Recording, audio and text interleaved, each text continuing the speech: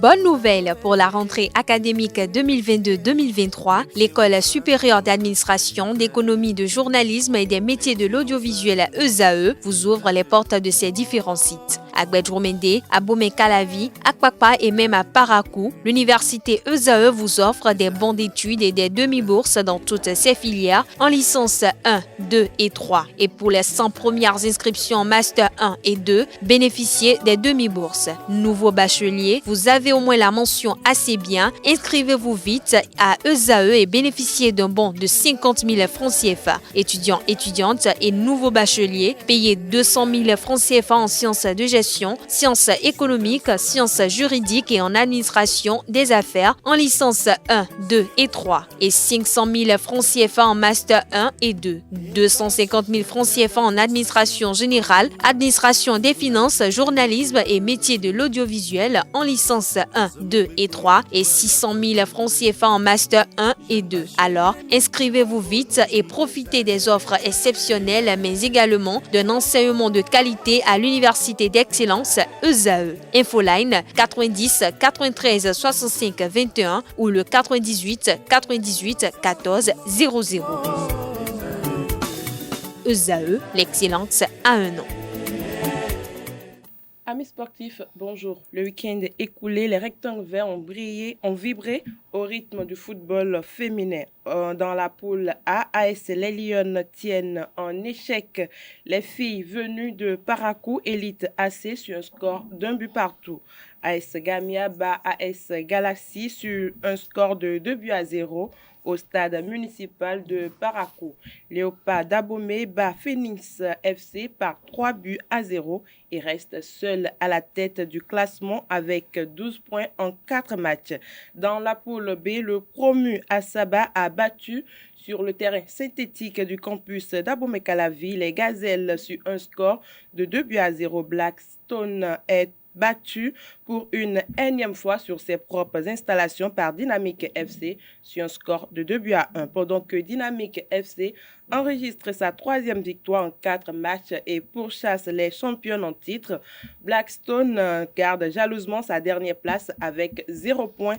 De l'autre côté, les championnes en titre continuent de marcher sur leurs adversaires. Cette fois-ci, elles ont battu Vigueur FC par 3-1. Espoir FC garde la tête de cette poule avec 12 points en 4 matchs. Dans la poule C, Nadia FC se relance. Les coéquipiers de l'international U20 béninoise Rachida Moumouni ont battu le promu Cefos sur un score de 2-1. Tigresse FC quitte la zone rouge après avoir battu AS UMSA par 1-0. Aïnonvi FC n'y arrive toujours pas. Les vice-championnes en titre pour leur 4e bataille sont battues par Sam Nelly dans le derby de l'Ouémé. Un but contre 2. Yasmina Djibril et ses coéquipiers descendent au bas du classement dans cette poule. Autre information, Coton FC reste le seul club invaincu à l'issue de la 15e journée de la Ligue professionnelle de football saison 2022-2023. Les cotonniers ont écrasé les joueurs d'Aziza FC 4-0 grâce notamment à un doublé de Issa Razak Benet. Le film débute avec le débriefing des deux entraîneurs avec Setondelarius Ayagweno.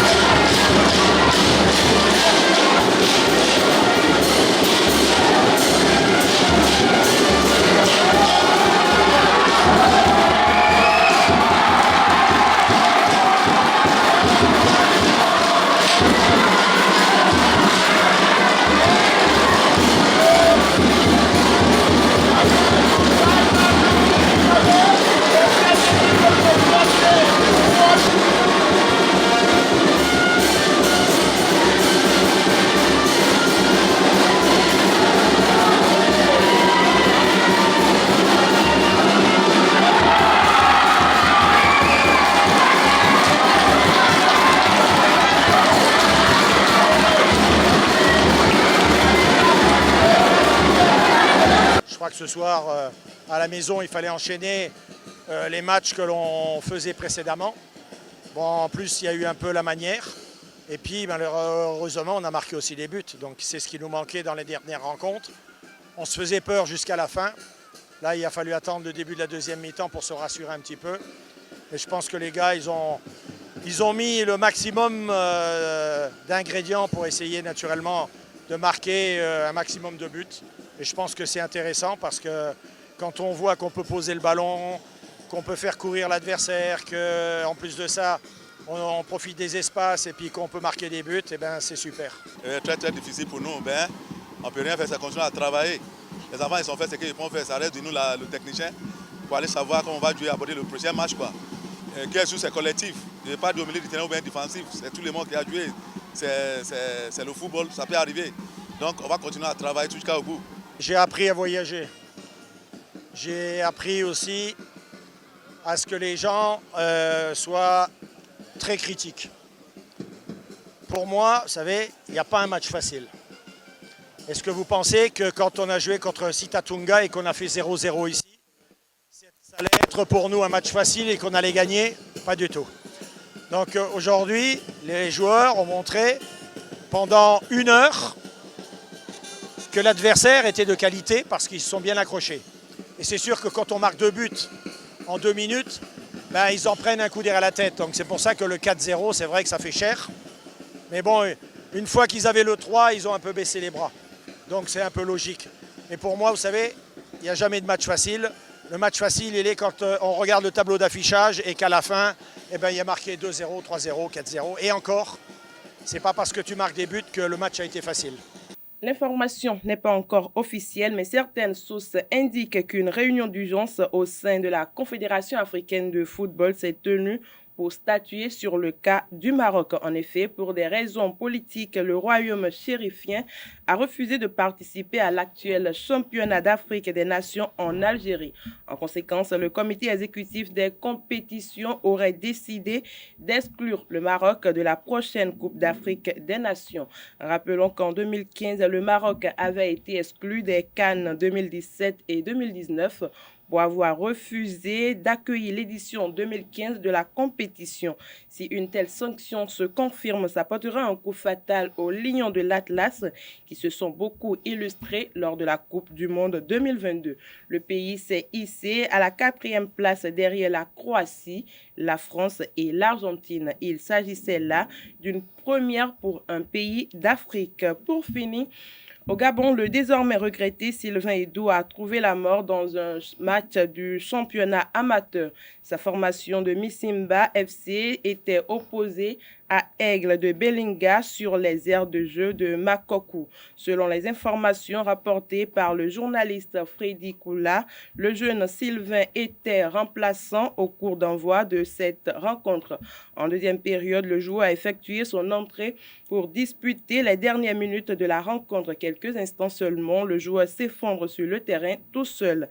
Après être évacué à l'hôpital régional, le joueur n'a pas pu être sauvé. Il vient de s'ajouter à une liste exhaustive de joueurs qui ont succombé à ce phénomène en plein match. Le cas qui revient le plus sur les lèvres de l'Afrique en Afrique est celui de l'international camerounais Marc-Vivien Foué lors des demi-finales de la Coupe de la Confédération. Au Gabon, Sylvain est devenu le 3e footballeur qui rend l'âme après s'être écoulé sur le terrain.